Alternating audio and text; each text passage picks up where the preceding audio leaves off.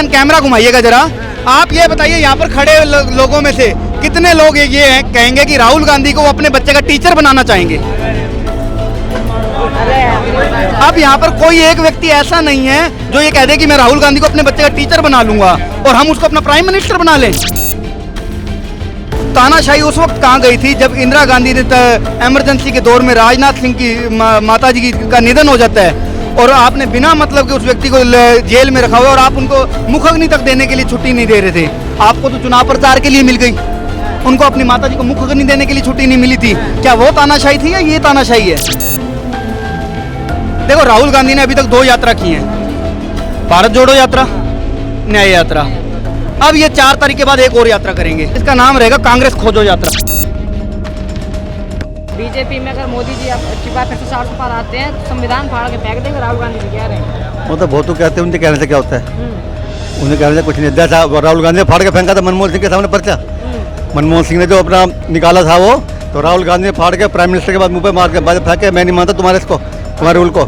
तो याद होगा आपको, भी मीडिया याद होगा, फिर उन्होंने क्या इज्जत रखी थी प्राइम मिनिस्टर की, तो वही बात वो कब कर रहे हैं। तो राहुल गांधी ने किसी की इज्जत करी नहीं है। और देखो, प्राइम मिनिस्टर हैं, बड़ी उम्र के हैं, इतने बड़े नेता हैं, मनमोहन सिंह के सामने पर्चा फाड़ के भेजा, उनके मुंह पे पैक के मारता राहुल गांधी ने कि मैं नहीं मानता उनको, मनमोहन सिंह को कुछ भी। आज जब तो बैठे आराम से घर बैठे हैं। तो क्या लग रहा है फिर मोदी कर रहे हैं 400 पार?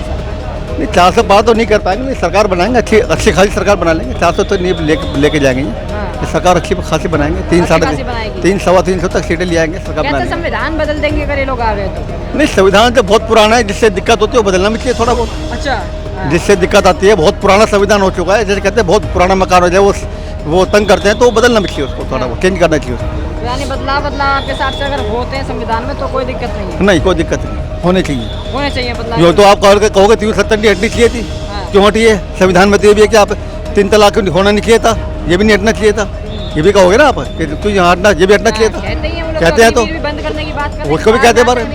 अगर जो भी कानून देश के हित में आ रहा है उसको करना चाहिए, तो कोई भी हो, जो देश हित के बीच में आ रहा है उसको हटा देना चाहिए, बस। कोई भी जो अग्निवीर आया था देश हित में था सर? अग्निवीर के बारे में तो कह रहे हैं जी, आके कहते हैं कि हम नौकरियां देंगे, बिजली फ्री कर देंगे पूरे भारत में, यहाँ सबके लिए। नहीं, फ्री तो खैर नहीं कर, थोड़ा बहुत तो वो चेंज करो, उससे उसमें पता लगता है, तो फ्री तो करेंगे, थोड़ा बहुत यूनिट फ्री करो, जैसे महंगाई थोड़ा कंट्रोल करो, कहते हैं महंगाई बहुत ज़्यादा है, बस महंगाई पे कोई बात नहीं करता, महंगाई पे कोई बात नहीं कर रहा है, महंगाई पे ना तो मोदी ने कहीं बात की है, ना विपक्ष ने कहीं बात की है। अब जो चीज़ महंगी है तो महंगी है, कोई बात नहीं करती विपक्ष को। क्या लग रहा है मुद्दे जिन पे बात नहीं हो रही है देश में? भाई मेन तो महंगाई है, देखो एक तो बढ़ती हुई जनसंख्या है, ये सबसे बड़ा देश का सबसे बड़ा मुद्दा है। देश की सबसे आबादी इतनी बढ़ रही है, इसके ऊपर कोई बात नहीं करता।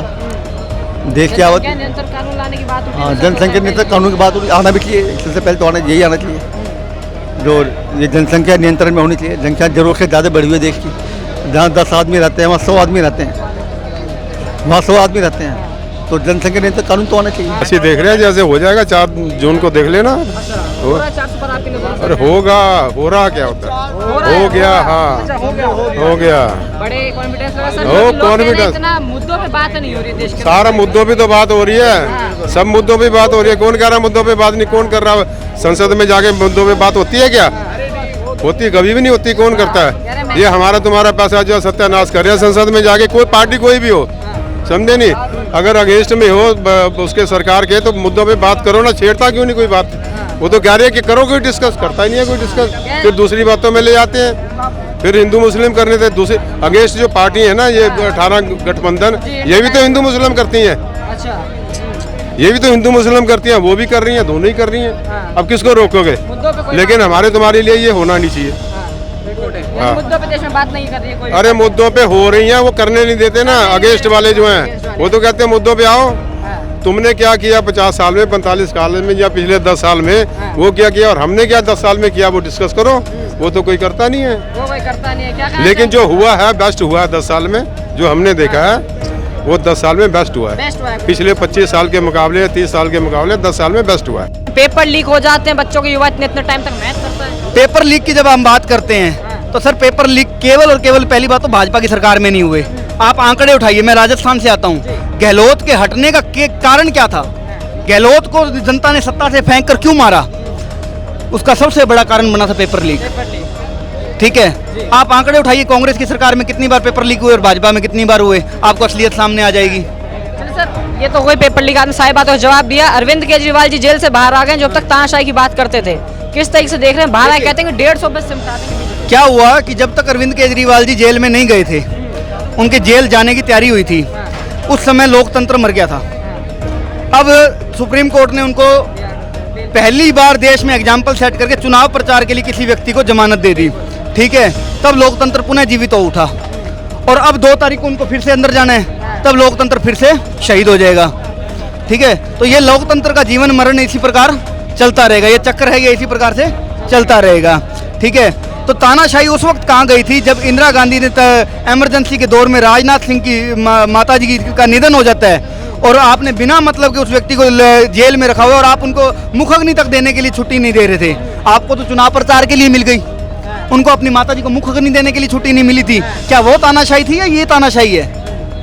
राहुल गांधी जी आज उड़ीसा में भाषण देते हैं, कहते हैं कि संविधान की कॉपी लहरा के अगर मोदी जी आगे संविधान को फाड़ के फेंक देंगे। देखिए ऐसा है, मोदी जी पिछले 10 साल से हैं, फेंक दिया फाड़ कर? नहीं फेंका ना, ठीक है। और संविधान को पलटा गया था, सुप्रीम कोर्ट के आदेश को पलट करके इमरजेंसी लगाने वाली इंदिरा गांधी के परिवार के लोग आज हमें सिखा रहे हैं कि संविधान को कैसे फाड़ा जाएगा। उनकी औकात है ये समझाने की? अच्छा, राहुल गांधी जी आपने का भाषण देते हुए कहते हैं, उनका एक सिंगल भाषण मेरे को ऐसा बता दो जिसके अंदर उन्होंने कोई त्रुटि ना की हो। हाँ, कभी वो स्टोव से कोयले से स्टोव जला देते हैं, कभी वो गुजरात के अंदर अपने जो अमूल का जो दूध है उसका स्रोत महिलाओं को बता देते हैं, ठीक है। कभी वो यूपी की महिलाओं के लिए कहते हैं कि हर हफ्ते बच्चा पैदा कर सकती हैं, ठीक है। कभी वो आटे को लीटर में नाप देते हैं। उनका एक सिंगल भाषण बताओ तो सही जो पूरा सक्सेसफुली बिना त्रुटि के गया हो, एक सिंगल भाषण। पर मुख्यमंत्री प्रधानमंत्री बनने का अच्छा ये एक मिनट, राहुल गांधी की पोल मैं यहाँ पर 1 सेकंड में खोलता हूँ। आप कह रहे हो प्रधानमंत्री बनने के सपने देख रहे हैं। भाइयों आप लोग कैमरामैन कैमरा घुमाइएगा जरा। आप ये बताइए यहाँ पर खड़े लोगों में से कितने लोग ये हैं कहेंगे कि राहुल गांधी को वो अपने बच्चे का टीचर बनाना चाहेंगे? अब यहाँ पर कोई एक व्यक्ति ऐसा नहीं है जो ये कह दे कि मैं राहुल गांधी को अपने बच्चे का टीचर बना लूंगा और हम उसको अपना प्राइम मिनिस्टर बना लें। देखो राहुल गांधी ने अभी तक 2 यात्रा की हैं, भारत जोड़ो यात्रा, न्याय यात्रा। अब ये 4 तारीख के बाद एक और यात्रा करेंगे जिसका नाम रहेगा कांग्रेस खोजो यात्रा। भारतीय जनता पार्टी फिर से रिपीट हो रही है। भारतीय जनता पार्टी फिर से रिपीट हो रही है। कारण सर रिपीट होने का कारण डेवलपमेंट की बात करते हैं। अब अपन कंपेयर करते हैं 14 तक के भारत को और 14 से 24 तक के भारत को। 14 तक कितने एम्स थे भारत में, आज कितने हैं? 14 तक कितनी IIT IIM थे, आज कितने हैं? रेलवे इलेक्ट्रिफिकेशन कितने किलोमीटर का हुआ था, आज कितना है? रेलवे की पटरियां कितने किलोमीटर की बिछी थी, आज कितनी है? एक्सप्रेसवे कितने किलोमीटर के थे, आज कितने हैं? हाईवे बनने की स्पीड कितने किलोमीटर प्रतिदिन की थी, आज कितनी है? ठीक है। आवास कितने दिए गए थे, आज कितने हैं? शौचालय कितने थे, आज कितने हैं? ठीक है। इसके अलावा तुम्हारा ये 5 लाख तक का ये तुम्हारा जो इलाज हो रहा है, क्या उस समय हुआ करता था? ठीक है। तो इन सब चीज़ों को जब आप बात करते हो, कितनी कंपनियों ने आकर यहाँ पर इन्वेस्ट किया था तब तक, ठीक है। मेक इन इंडिया के तहत कितनी कंपनियों ने आकर के इन्वेस्ट किया, स्टार्टअप पहले कितने थे और अब कितने खुले, और उस स्टार्टअप में से पहले कितने स्टार्टअप यूनिकॉर्न बन गए थे और आज कितने बन गए हैं, मैं गिनवाने बैठूंगा भाई, शाम बीत जाएगी। काम तो सर आपने बहुत गिनवा दी। तो एक काम ये, जो लोग विपक्ष में हैं इतने सारे, उन्हें क्यों नहीं नजर आ रहे हैं? कबूतर देखा है? कबूतर, जब कबूतर के सामने बिल्ली आ जाती है ना तो वो अपनी आंखें मूंद लेता है और उसको लगता है कि मैं छुप गया। अच्छा, विपक्ष की हालात कुछ वैसी है। ये जैसे ही फैक्ट पर बात करनी, मैं यहाँ पर आते हैं बहुत से विपक्षी लोग, मैं जैसे ही फैक्ट के आधार पर बात करनी शुरू करूंगा उसी समय तुरंत प्रभाव से यहाँ से तीसरा चौथा गेयर लगाकर भागते हैं। अच्छा, क्योंकि फैक्ट के ऊपर इनके पास में बातें क्या है ले दे करके।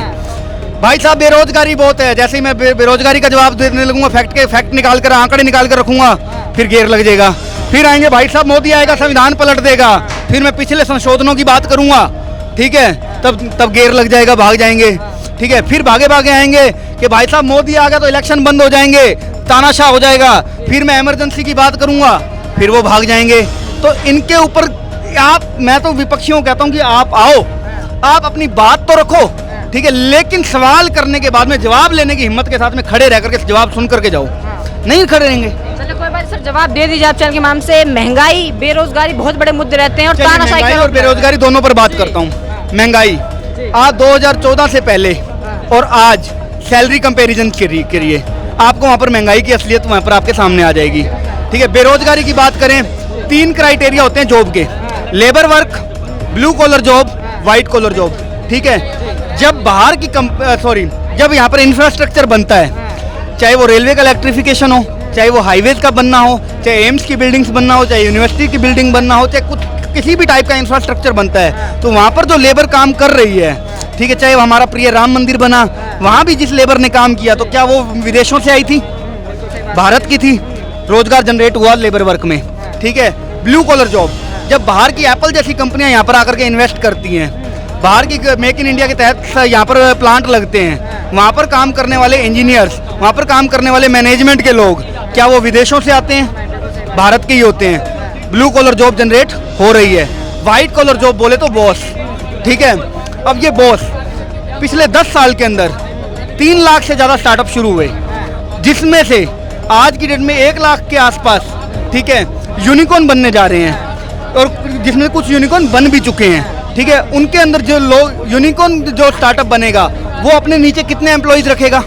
ठीक है, और जो बंदा जो रोजगार जनरेट कर रहा है, उसकी होगी वाइट कॉलर जॉब। यानी कि 3 लाख लोग हैं जो कि वाइट कॉलर जॉब के अंदर शिफ्ट हो गए, तो रोजगार जनरेट हुआ, वाइट कॉलर जॉब जनरेट हुई। कहाँ है बेरोजगारी? अब इनके साथ में बीमारी क्या है? बीमारी ये है कि ये रोजगार को केवल और केवल सरकारी नौकरी से आंकते हैं। ठीक है, अगर आप इतना ही कहते हो कि सरकारी नौकरी का मतलब ही रोजगार होता है, तो मेरे को वो व्यक्ति ये बता दे कि 2014 से पहले उसके घर में कितने कलेक्टर थे, कितने आईपीएस थे?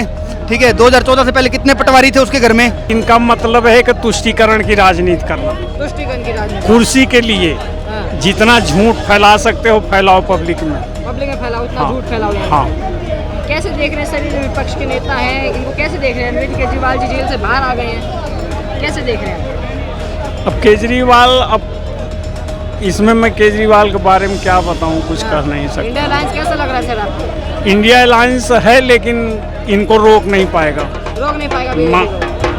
400 पारियां नहीं कर देगी बीजेपी? 400 नहीं, बहुमत पूर्ण हो जाएगा इनका। बहुमत पूर्ण हो जाएगा। हाँ, सर राहुल गांधी जी हैं इतने युवा नेता, अब तो राहुल गांधी के साथ अखिलेश यादव दोनों युवा जुड़ गए हैं। जुड़ गए हैं, लेकिन कोई फायदा नहीं हो रहा। कोई फायदा नहीं हो रहा। ना।